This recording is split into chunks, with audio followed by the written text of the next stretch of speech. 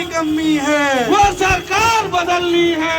जो सरकार निकम्मी है वो सरकार बदलनी है। शर्म करो शर्म करो भाजपा सरकार शर्म करो। शर्म करो शर्म करो भाजपा सरकार शर्म करो। शर्म करो शर्म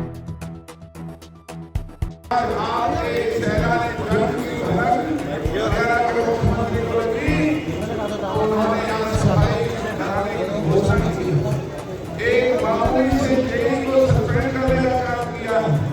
अरे लानत है इस मुख्यमंत्री पर। जेई को सस्पेंड करने से क्या फैसलाबाद मतलब उनकी व्यवस्था ठीक हो जाएगी?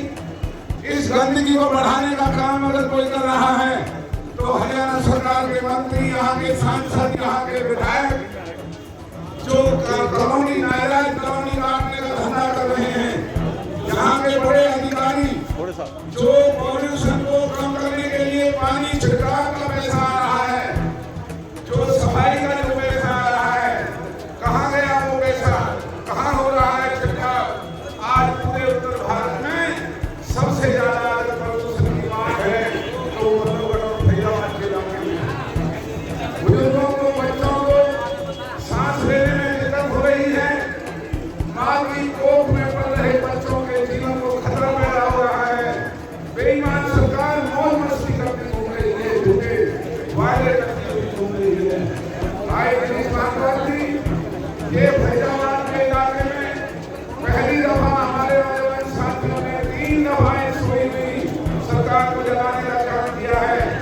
और हम आपको विश्वास दिलाते हैं कि अगर ये सरकार जागरूक नहीं हुई, अगर इस प्रदूषण को कम करने में जो यहाँ के पॉल्यूशन डिपार्टमेंट के अधिकारी करोड़ों रुपए कमा रहे हैं, अवैध कारखानों को चलवा रहे हैं, जो यहाँ सफाई पूरा करने के नाम पर उठाने का जो पैसा खर्च हो रहा है, वो यहाँ के बड़े अधिकारियों को ये बचा रहा है।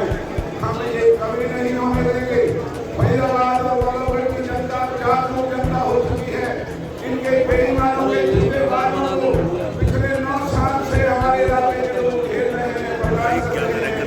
लेकिन जब आज हमारे इलाके की जानों के साथ खिलवाड़ करता हुआ ये प्रदूषण हमारे लिए खतरा बन रहा है, और मैं बधाई देता हूं भाई गिरीश भारद्वाज जी को, भाई जगन ठाकर जी, भाई रंजित, भाई रोहित और सभी साथियों को, हमारे भाई लाला जी के भी आए हैं कि ये प्रदूषण अकेले कांग्रेस के लोगों के लिए खतरा नहीं बन रहा है।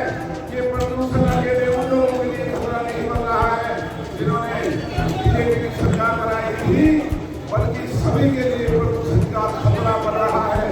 हमें अपनी आवाज को बुलंद करना होगा।